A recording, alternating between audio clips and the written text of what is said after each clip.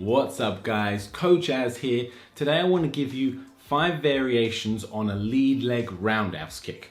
Now the reason you might want 5 different ways to throw one technique is sometimes people think that a technique isn't working, that it's not going to land, that it's not effective in the fight. But more often than not, it's that you're trying to land it one way. Whereas if you've got 5 different ways, you might get different responses from your opponents. So today, I'm going to give you 5 variations on the lead leg roundhouse kick. And as always, practice them on pads, practice them on a bag, and then start implementing them into your sparring practice as well. So let's get started.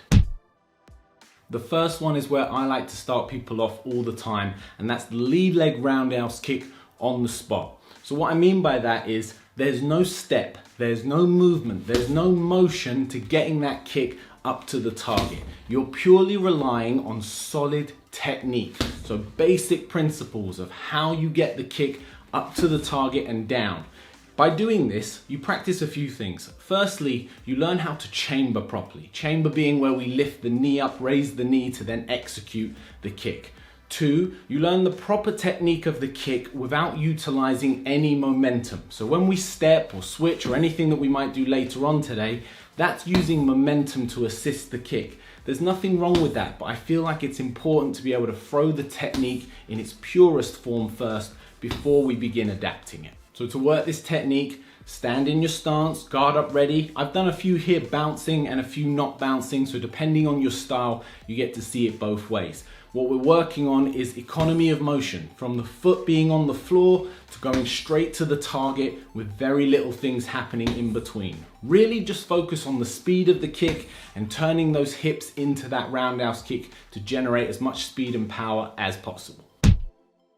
So now you can throw the kick how you're supposed to be able to throw it. Now we can add to it. So now we're going to do the switch kick. Anyone who's trained in Muay Thai, you'll be very familiar with this because more often than not, this is how you are trained to throw your lead leg roundhouse kick.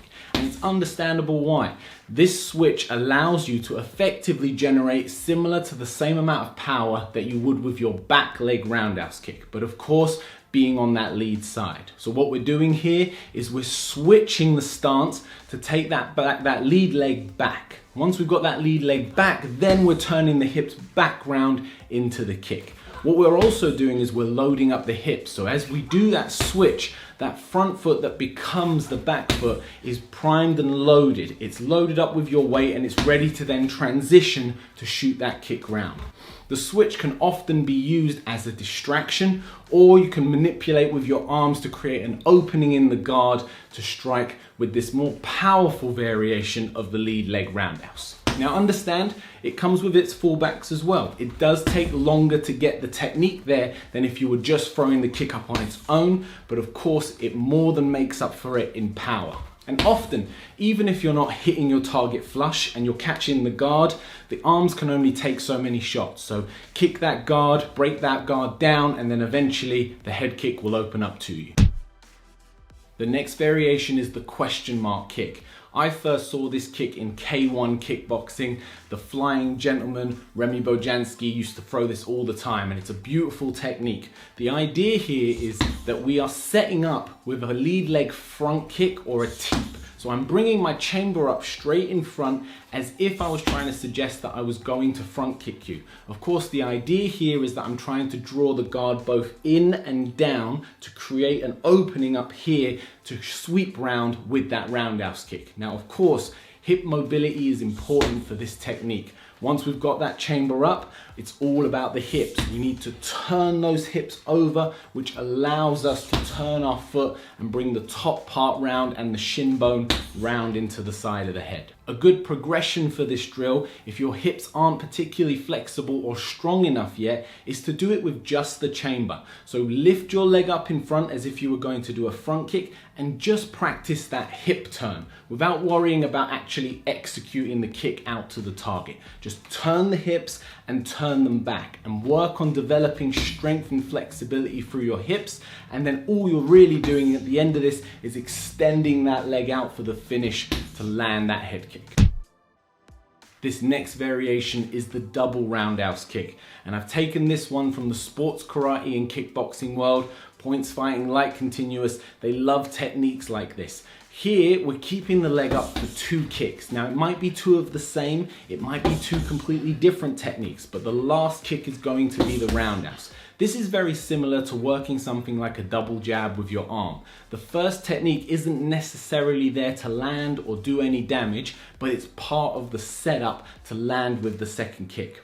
Very similar to the first technique we practiced, you're not going to get an awful lot of power out of kicking like this. But what it is it's very unpredictable, it's very hard to defend, and it creates openings. So even if that kick only just lands or lands on a guard, it might open you up when that foot comes down to then open up with your hands or with a different kick on the end of it. What's required for this kick is a strong chamber. So that position where we lift the leg up from the knee, that needs to be solid, because what we need to do is be able to kick from it, return to it, and kick from it again. Especially when you start working mixed variations of kicks, such as leading with a hook kick and following in with a roundhouse kick. We need to have strong hips and we need to have strong hip flexors to hold our leg up in that position.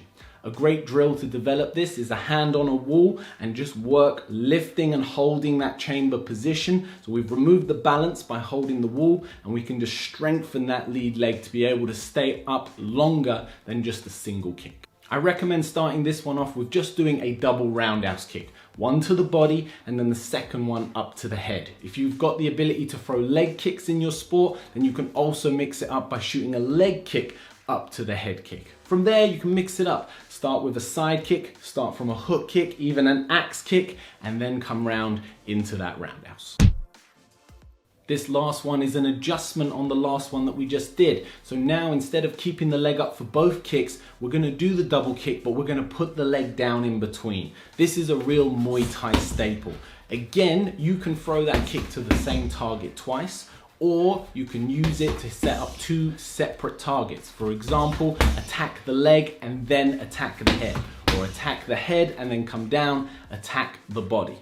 The main principle on this one is the second your toe touches the floor after the first kick, you're springing it back up into action to throw the second one.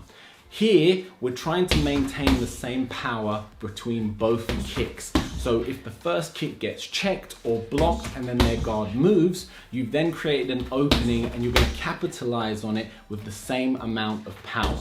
The advantage over the last variation, of course, is where we're resetting with that little touch on the floor. We've got a better sense of balance and it's easier to pull out of the technique if it becomes too dangerous. Of course, the time in between the 2 kicks might mean that both kicks get defended or both kicks get blocked. But as we've said, whenever a technique becomes more of a power kick, even if we are hitting the guard or getting partially checked, we are still causing damage and breaking down our opponent's defenses. Well guys, that's 5 variations on the lead leg roundhouse kick. I hope you found this video helpful. If you'd like to see anything else or let me touch on any other topics, please comment down below, like the video, hit subscribe, and I will see you on the next one.